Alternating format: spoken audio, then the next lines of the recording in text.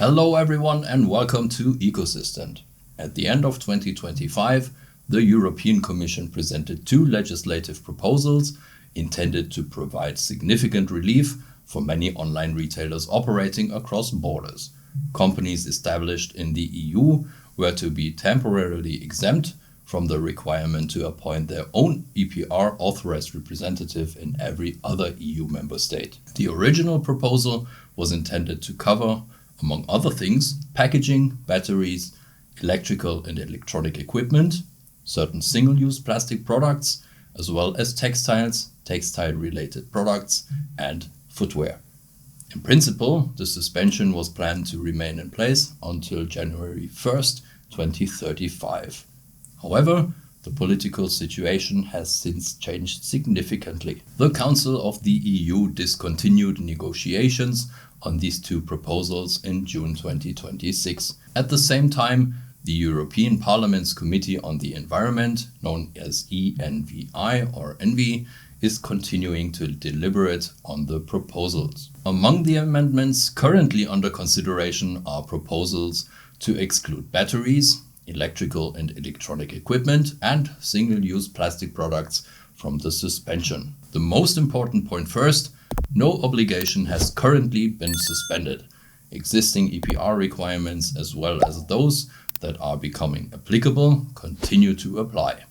But let's take a closer look at the details after the intro.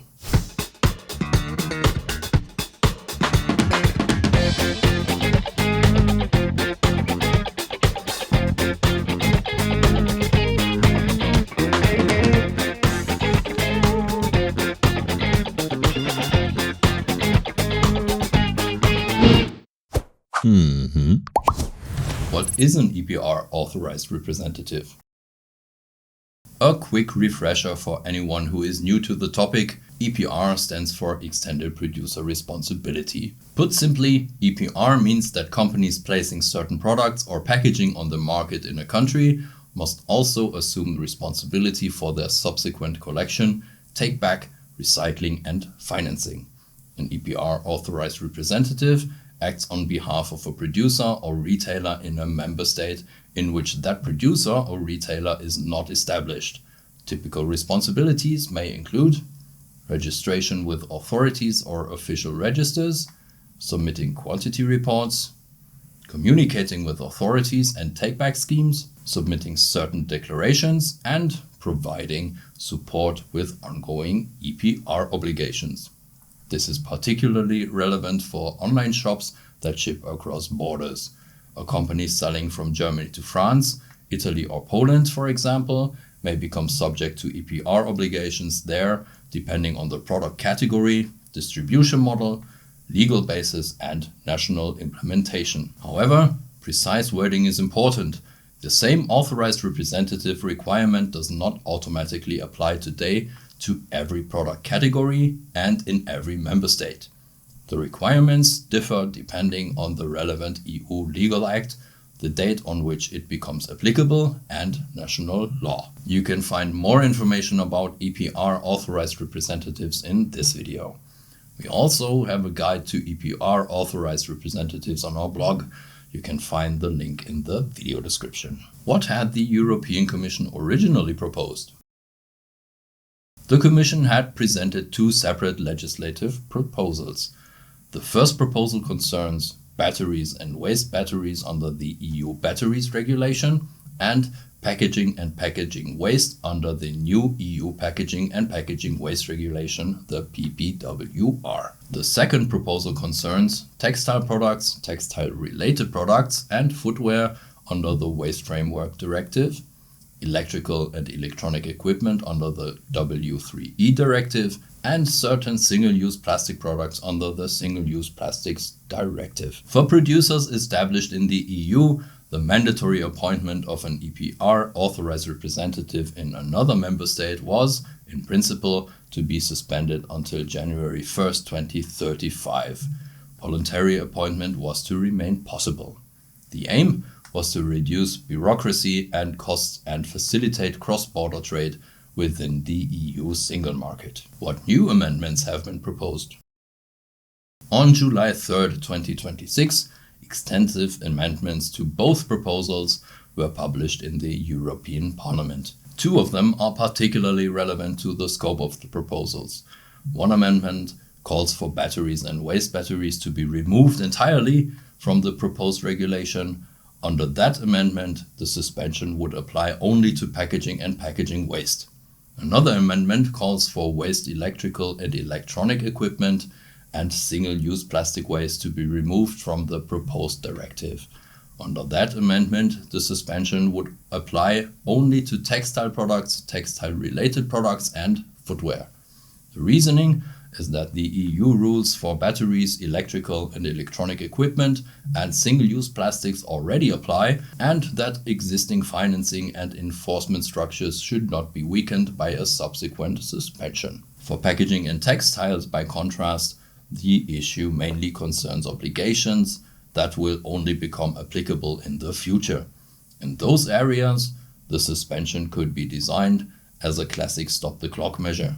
However, it is important to note that these are currently only proposed amendments.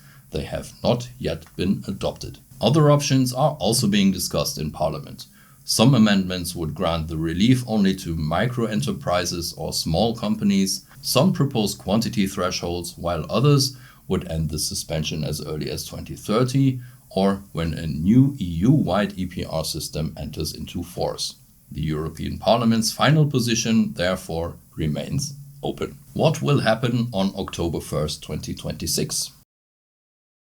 According to the ENVI Committee's current work schedule, decisions on the two committee reports are expected to be taken on October 1st, 2026. This will not concern only the two amendments relating to batteries, W3E, and single-use plastics. The committee is expected to vote on the entire package of draft reports, amendments, and possible compromise text. The date is provisional and may still change. Even approval by the ENVI committee would not bring the suspension into force. Further steps in the European Parliament would then be required. The Council of the EU would also have to agree. What is the Council's position? This is currently the biggest obstacle. A large majority of member states had serious reservations about suspending the authorized representative requirement. The Council therefore decided in June 2026 to discontinue work on the two EPR suspension proposals. Among the reasons cited by the Council are risks to the enforcement of existing EPR systems and the planned broader reform of extended producer responsibility through the Circular Economy Act. This does not mean that the Commission proposals have already been formally rejected or withdrawn. However, without a change in the Council's position, they cannot be adopted as EU law. Even if the European Parliament were to adopt a position in favor of a suspension in October, this would not yet create any relief for companies. What does this mean for online retail? For online retailers, the current situation means one thing above all: do not plan on any relief in the near future. The Commission proposals initially envisaged a far-reaching suspension for EU companies. However, several scenarios are now possible. The proposals may not be pursued further because of the Council's negative position.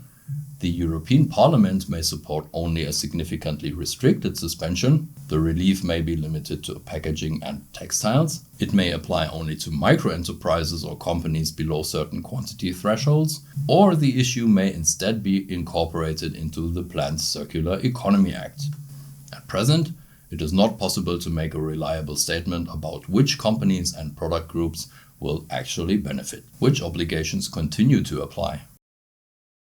The key message for retailers is: EPR obligations and applicable authorized representative requirements remain unchanged. Online retailers should continue to assess the following for every destination country and every product category. Does the company have to register? Do quantities have to be reported? Do recycling or scheme participation fees have to be paid? Is a local EPR authorized representative required? What evidence do marketplaces, authorities or take-back schemes require? And from what date does the respective obligation apply? In any case, the planned suspension would only have affected the obligation to appoint an authorized representative. Registration, reporting, take-back and financing obligations would generally have remained in place. You can find more information in our EPR Authorized Representative Guide. You can find the link in the video description. Would a potential exemption also apply to companies from non-EU countries? The Commission proposals were primarily aimed at companies established in one EU member state that sells across borders into other member states. For producers and retailers from non-EU countries, such as the United Kingdom, the United States or Switzerland, protection against market participants that cannot be effectively held accountable or that are not registered was generally intended to remain in place. Member states were to retain the ability to require the appointment of an authorized representative or ensure traceability and enforcement through other effective measures. For companies from non-EU countries, the question of appointing an EPR authorized representative therefore remains particularly relevant. What should online retailers do now? The right approach is to monitor the political process while acting on the basis of the law currently in force. 1. Record all countries to which you sell. 2.